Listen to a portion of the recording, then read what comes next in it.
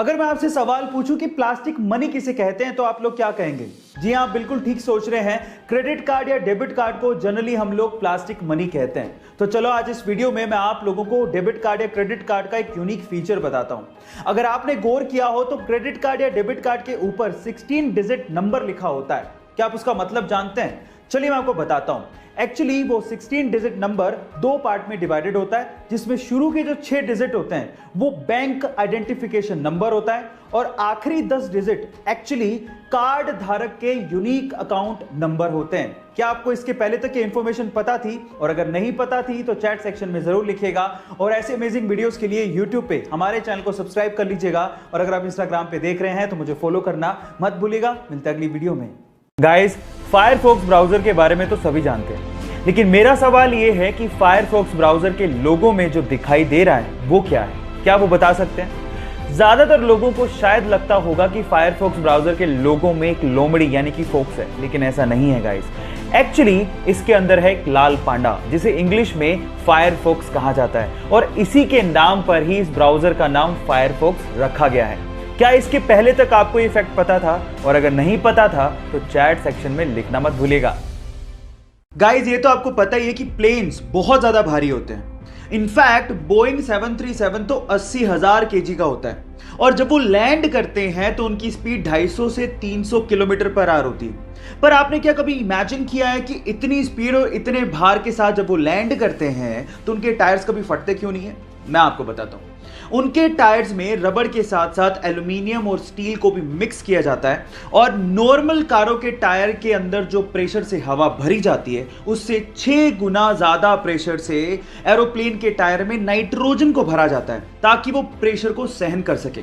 क्या आपको इससे पहले तक ये फैक्ट पता था? नहीं पता था तो चैट सेक्शन में लिखना मत भूलिएगा और हमारे यूट्यूब चैनल को सब्सक्राइब करना मत भूलिएगा, लिंक बायो में गिवन है।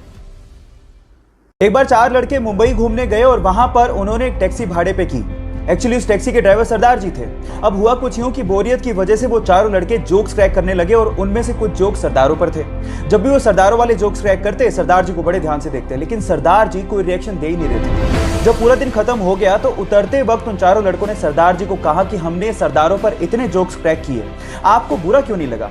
तो उन्होंने तब भी कोई जवाब नहीं दिया और 100 रुपए देते हुए कहा कि अगर तुम्हें पूरी मुंबई में कोई सरदार भिखारी मिल जाए तो उसे मेरी तरफ से 100 रुपए दान कर देना। वो चारों लड़के पूरे दिन मुंबई घूमते रहे, लेकिन उन्हें कहीं सरदार भिखारी दिखाई नहीं। तब उन्हें समझ में आ गया कि हम मजाक जरूर उड़ाते हैं, लेकिन इससे मेहनती लोग होते भी नहीं हैं। गाइस, इन सरदारों के लिए एक हाथ तो बनता है। गाइस, अगर आप राजस्थान की राजधानी जयपुर गए हैं तो आप लोगों ने हवा महल तो जरूर देखा होगा, लेकिन हवा महल के बारे में एक फैक्ट शायद आप नहीं जानते।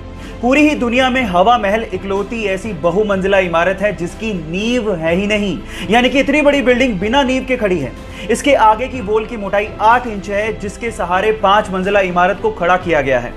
पूरी ही दुनिया में ऐसा आर्किटेक्चर का बेहतरीन नमूना शायद ही आपको देखने को मिले जहां पर इतनी बड़ी बिल्डिंग फ्लैट सरफेस पर सालों से खड़ी है। गाइस, इंडिया भी आर्किटेक्चर में किसी से कम नहीं है, तो इसके लिए एक लाइक तो बनता है।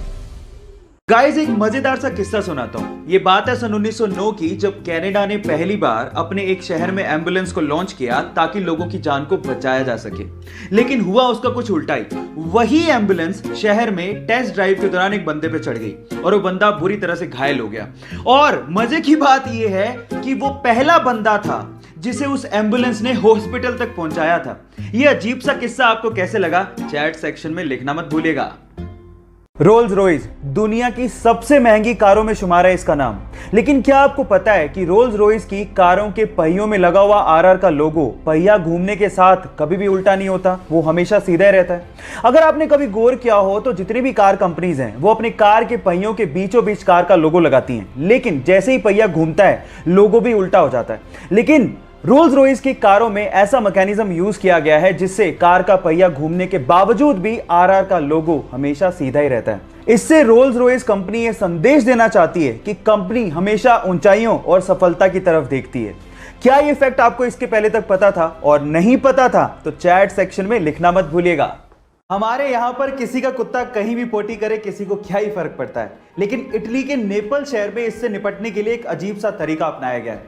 वहां पर हर एक कुत्ते का डीएनए टेस्ट करवाया जा रहा है, और वो भी मालिक के नाम और एड्रेस के साथ। अब अगर कहीं इटली के नेपल शहर में कुत्ते की पोटी पाई गई तो उसका डीएनए टेस्ट होगा, फिर उसके बाद कुत्ते की पहचान की जाएगी, और उसके बाद मालिक को भेजा जाएगा जुर्माना, और वो जुर्माना 45,000 रुपए तक भी हो सकता है। गाइस, क्या आपको भी ये लगता है कि इंडिया में साफ सफाई के लिए ऐसा कुछ रूल होना चाहिए? चैट सेक्शन में जरूर लिखेगा, और ऐसे अमेजिंग वीडियोस के लिए शेयर, सब्सक्राइब एंड लाइक। मिलता है अगली वीडियो में।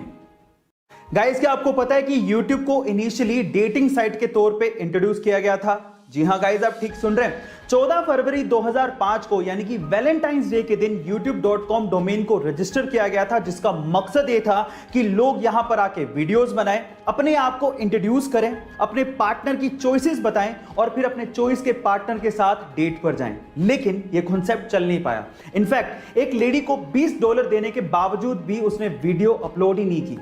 उसके बाद YouTube को ओपन टू ऑल वीडियोस कर दिया गया, और जो सबसे पहले वीडियो YouTube पे अपलोड हुई थी वो YouTube के को फाउंडर जावेद करीम की थी। और उसके बाद की YouTube की सक्सेस हिस्ट्री आप अच्छे से जानते हैं। गाइस, आपको ये अमेजिंग फैक्ट वीडियो कैसे लगी चैट सेक्शन में जरूर लिखेगा, और ऐसे अमेजिंग वीडियोस के लिए शेयर, सब्सक्राइब एंड लाइक। मिलता है अगली वीडियो में।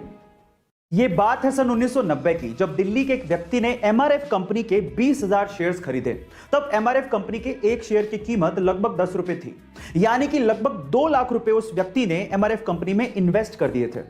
उसके बाद वो पैरालाइज्ड हो गए, और लगभग 10 साल उन्हें रिकवर करने में लग गए। लेकिन 10 साल बाद जब उन्होंने MRF के 20,000 शेयर्स की बात अपने पोते को बताई, और जब पोते ने पता लगाया, तो वो ये सुन के हैरान रह गया कि जो 20,000 शेयर्स उन्होंने लगभग 2 लाख रुपए में खरीदे थे, तब उनकी कीमत 130 करोड़ रुपए हो चुकी थी, और आज के वक्त उन 20,000 शेयर्स की कीमत लगभग 160 करोड़ रुपए हो चुकी है। गाइस, इसको कहते हैं इन्वेस्टमेंट की पावर। हम मिडिल क्लास लोग ज्यादातर अपनी सेविंग्स को या तो FD में या RD में रखते हैं, लेकिन अगर उसका 10 या 20% हिस्सा भी हम लोग इन्वेस्ट कर दें तो शायद हमारे वारे न्यारे हो जाएं। तो आज ही इन्वेस्टमेंट शुरू करिए, लिंक डिस्क्रिप्शन बॉक्स में गिवन है।